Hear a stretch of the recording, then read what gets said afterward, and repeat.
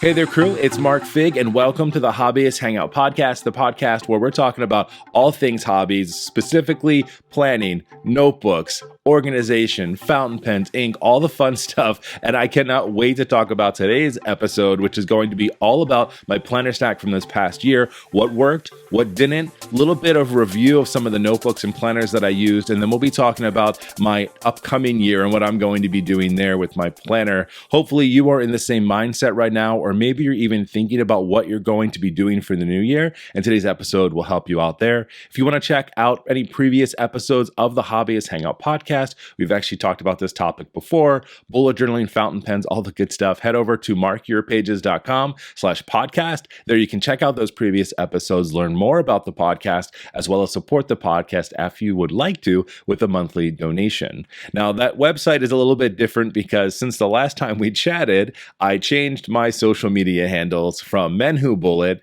to Mark Your Pages. It's been something I've been thinking about for a few years. I was actually going to make today's episode about that, but I'm more excited about planners right now than I am about a name change. So if you'd like to check out more about the name change and kind of why I made that, head over to my YouTube channel, which is youtube.com/@markyourpages. And there I made a whole video on saying goodbye to Men Who Bullet and hello to Mark Your Pages. Let's go ahead and get into today's episode, starting off with how I started off this year. So after last year, we had some job changes, we had some different responsibilities, and I was really rethinking the way in which I plan inside of my bullet journal. What was happening is that my job required more future planning than it had in the past. So I could easily use a future log in my bullet journal and be pretty okay. Like, hey, Mark, don't forget that next month we have this workshop. Well, that turned into more program and project management tasks this upcoming year, more meetings with my team, monthly and quarterly reviews, all kinds of things like that. And I needed to do a better job of planning for that.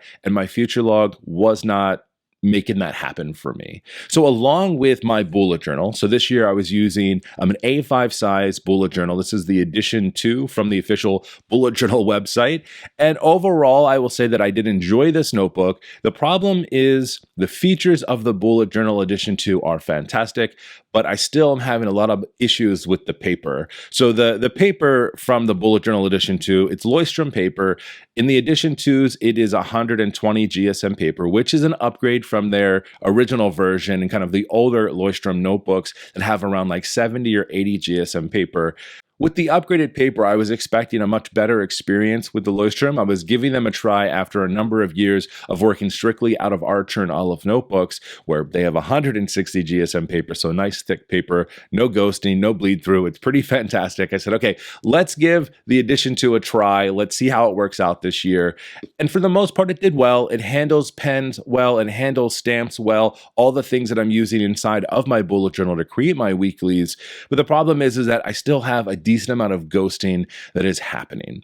And this year was a big acceptance of ghosting because I started using the notebook.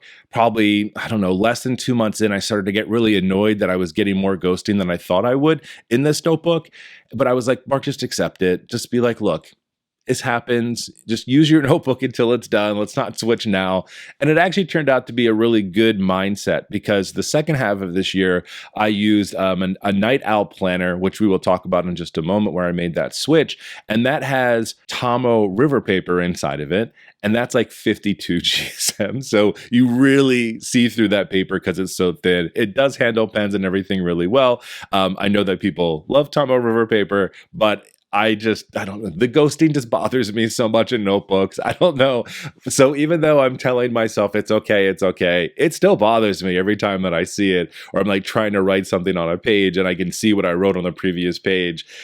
So anyway, so that's kind of been my experience with the bullet journal itself. I still love my weeklies and my notes and my one-on-ones and everything I keep inside of it. I will probably never move away from a blank notebook and setting one up myself and using the bullet journal method inside of it. But this year, because of all of those changes I talked around planning and future planning, I decided to start off the year with one of the 2023 year task planners from Appointed. So this planner is something I've actually used it in the past. I did a review on this a number of years ago when I tried it out for the first time. And overall, this planner is awesome. I definitely learned a lot about myself this year inside of this planner, mostly that I really like a monthly overview page, like a monthly calendar page where you can see all the dates that has spaces to write things, because that's what I found I did the most this year and why I absolutely love these monthly pages, because everything is in here. So this entire year started in January all the way through December inside of this one notebook. It also has weekly pages as you go through each month. So I like that as well. The problem is that the paper, first of all, is not really like fountain pen or heavy gel pen friendly. This is definitely like your standard pen or like pencil. I used a lot inside of here and it works well for that. But when you start using, you can't use a fountain pen or anything heavy because it will not just ghost, but like bleed through the pages too. I was like, okay. So now I started having to carry around like a fountain pen for my bullet journal. And then I had like a multi pen that I was using inside of this appointed planner. So it's one of those things again where I was like, okay, function over enjoyment. And what I mean by that is like, I need this to work for me. So while yes, I would love to write with my new fountain pen inside of this task planner, I just can't. And I just accepted that for the first almost half of the year, essentially, and started using this. I also started to do something inside of here, which was setting up like 2-week task sprints. And this was really exciting for me because I hadn't done that before. It was a really great way to use your weekly as a way to kind of like take a look and say, okay, I can't necessarily accomplish all of these tasks in 1 week, but these are the things that I would like to accomplish in a 2-week sprint. Kind of gives you a little bit more time to work. I also work in product development, and a lot of our teams are working agile, which means that they're already working in 2-week sprints. So it aligned a little bit with that. And I liked it a lot. And I did that every single month up until about May, June, because then I started to get kind of like a little like over the planner and I wasn't using it as much. The other thing is I found that I was replicating and duplicating a lot of things, because inside of the task planner, when you get into each of the weeklies, it has a whole section that's like kind of like a weekly overview, which has some spaces to jot down notes. And then the opposite page has a priority section. So like your top 4 priorities you want to accomplish that week. It has like 2 huge columns of tasks and then a section that's like half of the page for notes. And I liked it, but the problem is that I write a lot of meeting notes, a lot of team notes, just notes throughout the week of things that I'm doing, and there was not enough space inside of the task planner to do that. So what I was doing essentially was using the task planner as a way to kind of future plan and plan for the week. And then my bullet journal became kind of more of a day-to-day. But then I was writing down tasks inside of my task planner, but I also felt like they should go inside of my bullet journal. And it really messed with me a lot. Early on, I was not really happy about it. I felt like I was wasting time and energy. I'm all about rewriting things for memorization, but this just seemed silly because I would write it in both places, then I would have to check them off in both places. And after a few months, I was like, no, Mark, it's okay. You like this task planner for the future planning, for the big calendar pages. I was also using it to collect weekly capacity for my team as a place to capture that and come back to those if I needed it. Earlier in the year, it was heavily used. And then as we went into like April, May, June, I also have a YouTube video where I went through all of my planners and reflected on them as well over on that YouTube channel, which I'll link in the show notes below. So you can check that out too if you want to get a deeper look at the task planner and kind of exactly what I'm talking about. I know podcasts are not necessarily the best place to talk about this. And even for the video podcast, it's a little harder to like show. But anyway, nonetheless, it worked well until it didn't. And then about June or so, I was introduced to a new planner to me, which was the Night Owl Planner. So Owl Paper Journals reached out to me. Marissa is the owner, and she was like, hey, I know that you love bullet journaling. I do too. However, I wasn't finding that was really meeting my full needs. So I created a planner that I think that you're going to love because you've talked a lot about this year, liking these monthly overviews and kind of how you're using it. And so she sent me one of her planners. And it reminded me very much of a Hobonichi. I know people love Hobonichis, especially like one of those sales, like September, October, when they do their yearly sale and everyone's talking about it. I get caught up in that excitement too. but I've never used a Hobonichi for planning. And from what I saw, this was close to that, at least in how it was. It has predated vertical weeklies. It had a lot of the same features. It also has Tomo River paper in it. And I was like, okay, well, I'll give it a try, because my task planner, like I said, I was starting to use it a lot less, and I was noticing that and starting to move more towards my bullet journal. And this smaller size, which is a B6 size journal for the Night Owl, I was like, okay, smaller profile. The paper, it has like over 300 pages inside of here, but the Tomo River paper is like 52 GSM, which is very thin, but it handles pens very well. And I said, okay, well, this isn't too bulky, and I'll give it a try. And I was able to accomplish a lot of the same things that I had in my task planner inside of the smaller planner. So I gave it a try. So the second half of the year, my work planners, the way I was kind of doing work, was continuing to use my A5 size addition to bullet journal. And I was also using the Night Owl planner as well, which was great, because what's cool about these planners, I'm a big fan of these as I go into my little love fest here, is that they are 6-month planners. So you can actually decide if you want to get a full year. So you can buy, all of 2024 planners, which will take you the first 6 months of the year, and then a second planner to take you for the second half of the year. And the reason they do that is because inside of these journals, you have the monthly overviews, like I talked about loving inside of the task planner that I started to use. You have some open pages in between there if you want. You have some pages that can be a future log if you want them to be. And then after you get through the monthlies and the weeklies, there's over 200 blank grid pages for you to use, which for me was like, oh, wait a second. So I can use a monthly overview, I can have these dated weeklies, and I still have over 200 pages to take notes in? Like, that's essentially taking my task planner and my bullet journal and putting it into one planner. Now, I couldn't get rid of my bullet journal though. So I was like, well, I'm just going to use these in conjunction with each other. And it has been awesome. And I've absolutely loved it. So that's how I decided to kind of end this year. Where I'm at right now as I'm wrapping up is that the Night Owl will wrap up in December, because it's only a 6-month planner and that's when it ends. And my bullet journal, I don't know how I've made this last as long as it has, but I am seriously less than, like, I think I counted, like, I could get 10 weeks inside of here. So by the time this podcast is out, we'll have a lot less weeks, and I will be wrapping up this bullet journal almost exactly at the end of the year. Usually I don't plan for that.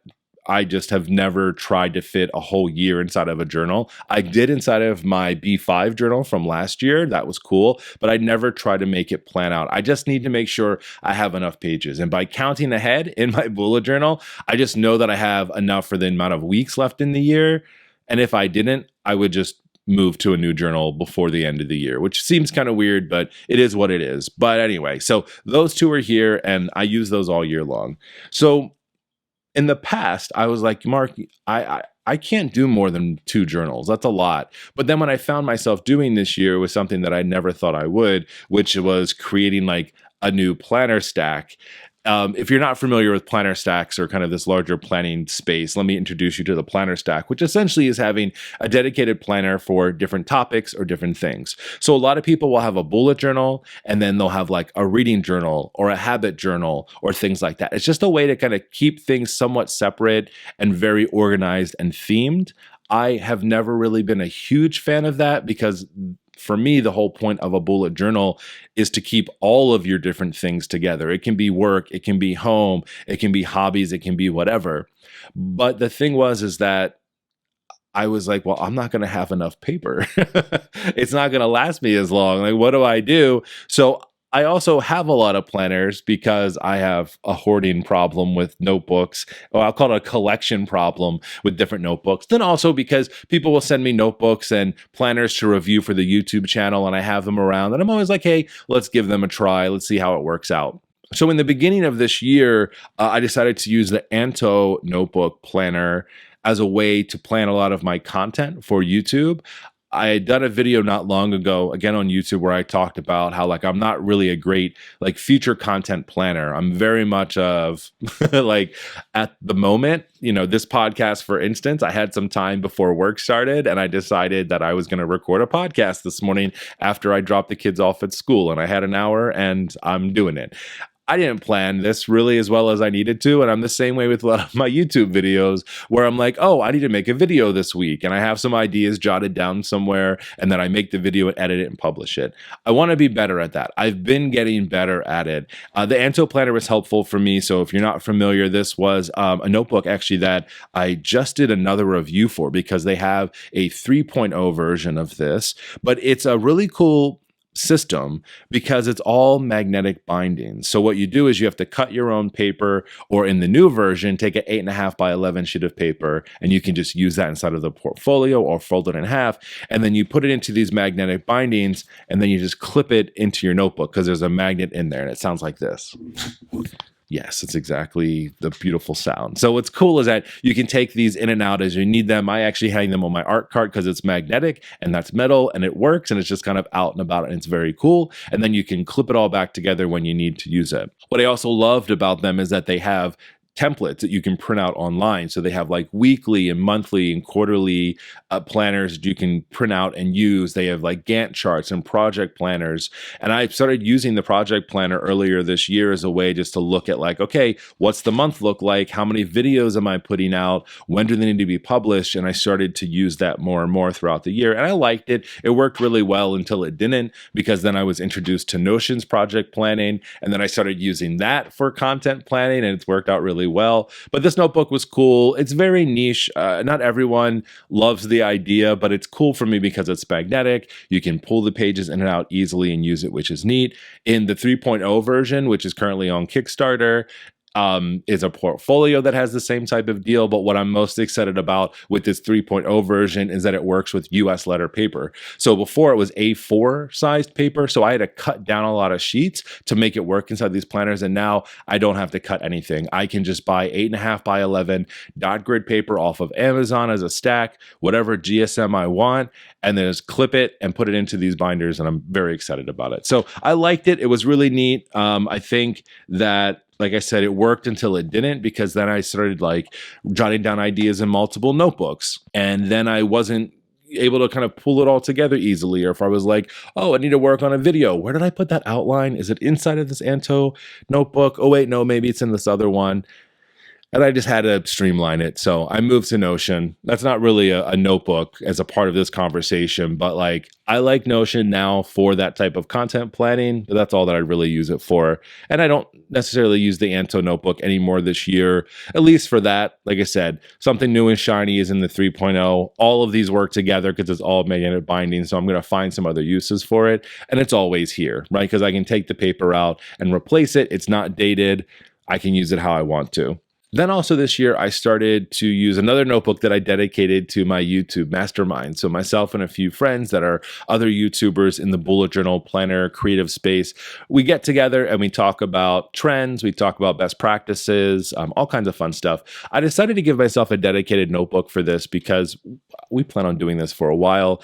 And I love the fact that like when we have our meetings, I just pull out this notebook, I open to my new page and take my notes. I have one place to go for all of the notes and things that we're talking about. I also had never used a traveler size notebook ever. I don't think I have. I think maybe did like a handful of notes in at one time, but this size really worked well for what we're doing. So just meeting notes, or if I'm presenting on something, I'll write whatever I'm presenting on in there. We'll talk about analytics and we'll talk about demographics, and I jot down those notes. So at any point I can just pull out this planner and the notebook really and open it up and get the notes that I need to. What am I doing in YouTube? What did we learn about? Hey, I'm having a hard time remembering the best practices for writing a title for a YouTube video. And then I'm like, oh, I remember we talked about that. So I'm going to jot down some notes.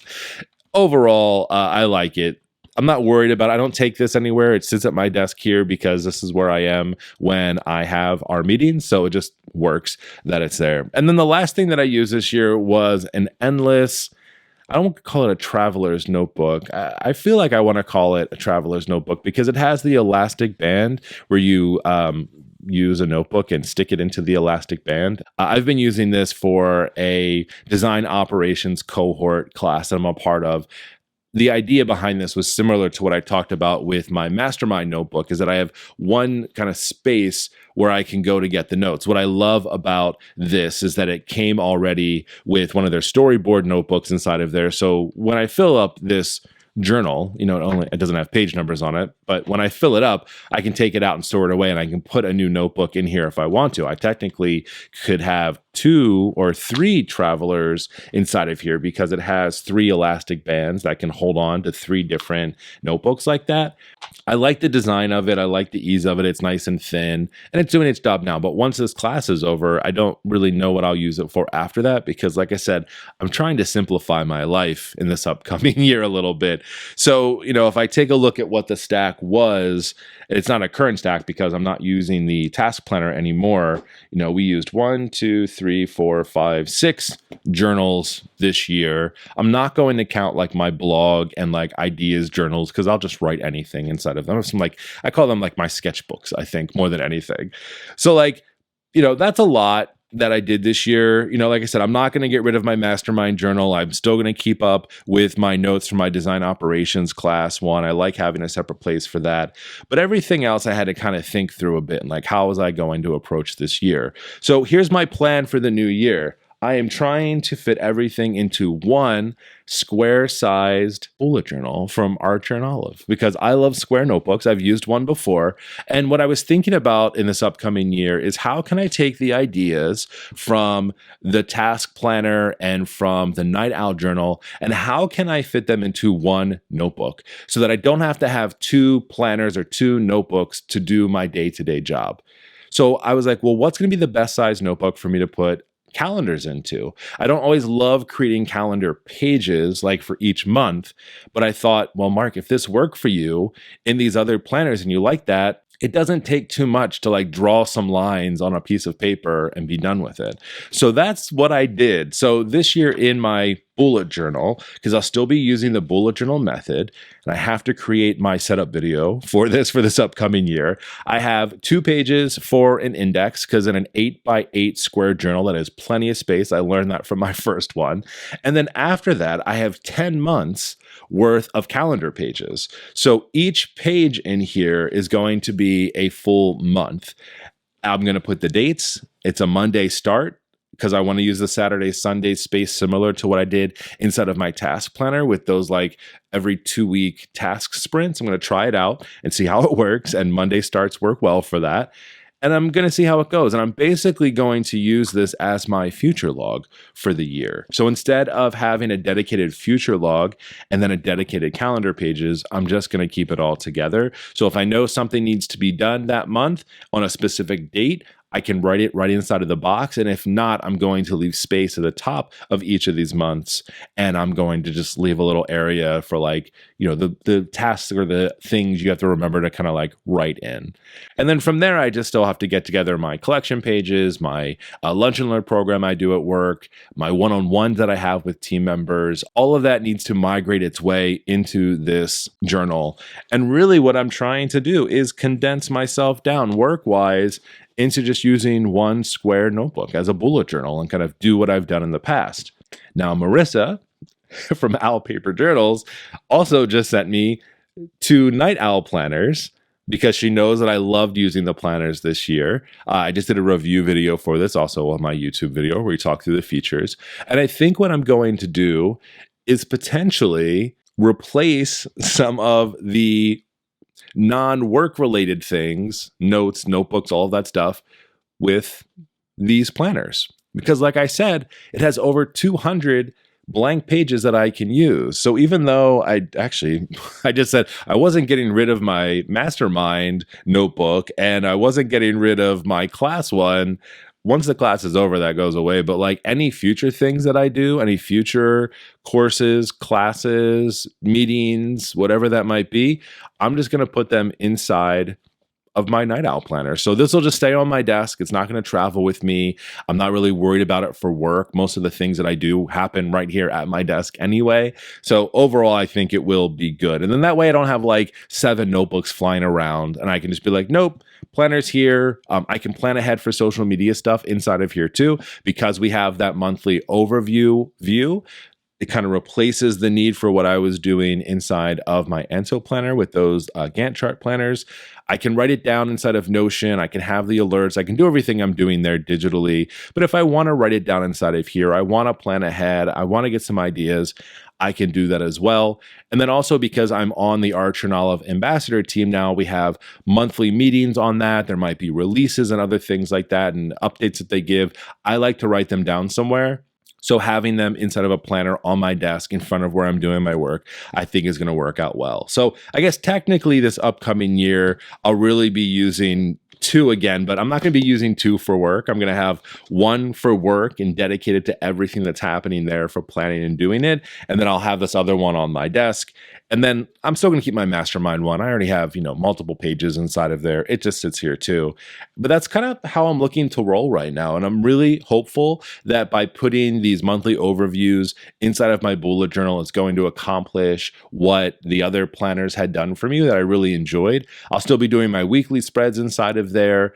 I think I'll be able to save some more pages than I had in the past because I only need 1 page now because it's an 8x8 in the square journal versus an A5 size. So a lot more can fit inside of 1 page each week.